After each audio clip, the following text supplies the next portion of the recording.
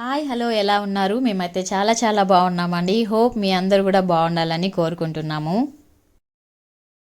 Summer హాలిడేస్కి మా సొంతూరైనటువంటి అమ్మవారి పట్టేడకి వచ్చాము. తిరుపతి పక్కన విలేజ్. సమ్మర్ అంటే జాతరలు, ఇంకా తిరుపతి గంగమ్మ జాతర అంటే తెలిసిందే కదా, చాలా బాగుంటుందన్నమాట. ఎలాగో బెంగళూరు నుంచి తిరుపతికి వచ్చాము, ఇంకా జాతరకి వస్తామో రామో తెలియదు కాబట్టి ముందుగానే మేము పొంగించుకుంటున్నాం పొంగలి. అస్సలు తిరుపతి గంగమ్మ జాతర అంటే చాలా బాగుంటుంది. ఇందులో ఫస్ట్ చాటింపుతోటి స్టార్ట్ చేస్తారు. తర్వాత బైరాగి వేషం, బండ వేషము, తోటి వేషము, దొర వేషము, మాతంగి వేషము, సున్నపు కుండలు, ఇంకా లాస్ట్ ఫైనల్ రోజు గంగమ్మ జాతర విశ్వరూపంతో స్టార్ట్ అవుతుంది అన్నమాట. చాలా చాలా సరదాగా ఉంటుంది. ఇంకా మేం చిన్నప్పుడైతే మా వీధిలో వాళ్ళందరం కలిసి ఈ వేషాలన్నీ వేసుకొని అక్కడి నుంచి ఊరేగింపులాగా నడుచుకుంటూ వెళ్ళే వాళ్ళం అనమాట. లీలామహల్ సర్కిల్ నుంచి ఇంకా మన గంగమ్మ గుడి వరకు, తాతయ్య గుంట వరకు ఒక ఊరేగింపులాగా వెళ్ళే వాళ్ళము. చాలా బాగుండేది అప్పుడు. ఇప్పుడు కూడా జాతరకు రావడానికి ట్రై చేస్తాను. అవన్నీ మిస్ అవుతానేమో అని నాకు బాధగా ఉంది, కానీ కంపల్సరీ రావడానికైతే ట్రై చేస్తాను. అప్పట్లో మేము ఒకటే తిరుపతిలో ఉండేవాళ్ళం అనమాట. మా బంధువులందరినీ పిలిచి మా మమ్మీ చాలా ఘనంగా చేసేది తిరుపతి జాతరని. జాతర అంటే తెలిసిందే కదా, వేషాలు, ఇంకా అమ్మాయిల అబ్బాయిల వేషాలు, అబ్బాయిల అమ్మాయిల వేషాలు వేసేవాళ్ళము. అప్పుడు ఏందనంటే డ్రెస్సెస్ అన్నీ షేర్ చేసుకునే వాళ్ళం అనమాట. అబ్బాయిలు అమ్మాయిలు, అమ్మాయిలు అబ్బాయిలు అని చెప్పి. మా వారు వాళ్ళు అప్పుడు తిరుపతిలో మేము ఉండేటప్పుడు వచ్చేవాళ్ళు అనమాట. మా డ్రెస్సులంతా వేసి వేషాలు వేసుకొని అందరు కలిసి సరదాగా వెళ్ళే వాళ్ళము. మేము ఇంటి దగ్గరే పొంగలి పొంగించుకున్నాము. మా గ్రామ దేవత సెలేసమ్మ. ఇక్కడ కొబ్బరికాయ కొట్టుకొని ఇప్పుడు ఇక్కడి నుంచి తిరుపతి గంగమ్మ దగ్గరకు బయలుదేరుతున్నాము. రండి చూద్దాము తిరుపతి గంగమ్మని. అదిగో చూడండి, వచ్చేసాము తాతయ్య గుంట గంగమ్మ దగ్గరికి. మేము ఇప్పుడు టికెట్ తీసుకొని కోడిపుంజు పొంగలి పెట్టుకుంటున్నాము. టికెట్ వచ్చేసరికి 20 రూపీస్. కోడిపుంజు కోసం సపరేట్గా మళ్ళీ మనీ పే చేయాల్సి ఉంటుంది. ఇక్కడ ఉంది చూసారా, ఇక్కడ ఉండేటటువంటి స్తూపానికే చెంపను రెడీ చేసి అమ్మవారి చెంప నరకడం జరుగుతుంది లాస్ట్ జాతర రోజు. రండి చూపిస్తాను నైవేద్యం అంతా కూడా ఎలా సమర్పించుకుంటాము అని చెప్పి. ఇక్కడ శుభ్రం చేసుకొని ఆకు వేసి నైవేద్యం పెట్టిన తర్వాత అక్కడ ఉండేటటువంటి స్తూపం పైన మనం తెచ్చినటువంటి చీర, గాజులు, పసుపు, కుంకుమ, పువ్వులు, ఇంకా దారము అవన్నీ పెట్టి పూజ చేస్తారనమాట. దాని తర్వాతకి మాకు మొక్కు ఉంది కాబట్టి వెయ్యికాళ్ళ దుత్తను ఎత్తి పిల్లలు తల మీద పెట్టుకొని అమ్మవారి చుట్టూ ప్రదక్షిణలు చేసిన తర్వాత దాన్ని దిష్టి తీసి కిందకు కొడతారనమాట. ధూపం ఎదురుగా ప్లేస్ని శుభ్రం చేసుకున్న తర్వాత పసుపు కుంకుమతోటి ముగ్గు వేసుకొని ఇంకా 2 దీపాలు పెట్టుకున్న తర్వాత ఆకు వేసి మనం తెచ్చుకున్నటువంటి ఆ పొంగలిని ఇందులో వేసిన తర్వాత నెయ్యి ఇంకా పెరుగును అందులో వేసి పూజ చేసుకుంటాము.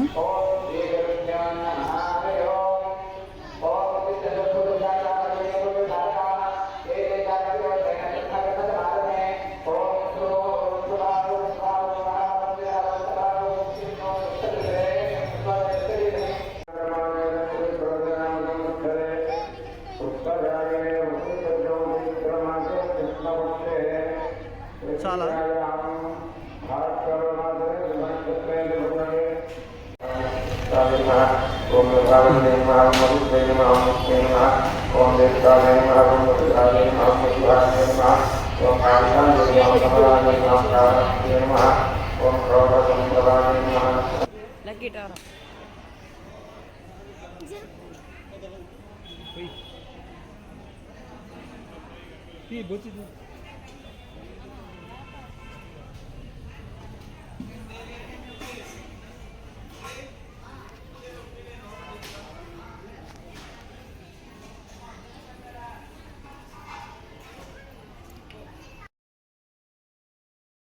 కొబ్బరికాయ కొట్టి పూజ కంప్లీట్ చేసుకున్నాము. ఇంకా మా మామయ్య వెళ్ళి కోడి పుంజుని కట్ చేయించుకొని వచ్చారు.